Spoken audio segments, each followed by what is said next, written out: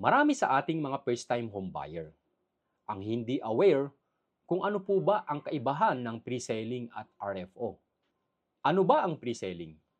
Pag sinabi po nating pre-selling housing project, ito po ay kalolons lamang na project, meaning to say damuhan pa ang site at maglaland development pa lamang. Ano naman ang ibig sabihin ng RFO? Pag sinabi po nating RFO, ito po yung ready for occupancy units o yung mga constructed units na. Well, i-discuss na po natin ang kaibahan ng pre-selling sa RFO para malaman ninyo if ano ba ang mas swak based sa inyong housing needs at budget. Pangatlo ay pagdating po sa presyo.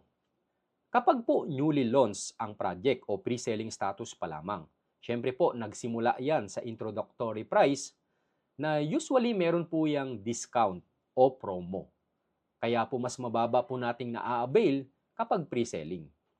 Unlike kapag RFO na medyo tumagal na po ang housing project, nagkakaroon lang usually ng RFO kapag mga reopen units from canceled accounts, meaning to say, nagdaan na po ng various price increases ang particular prices ng property, kaya po mas mahal na yung mabibili mong property compared nung ikaw ay bumili ng pre-selling status pa lamang.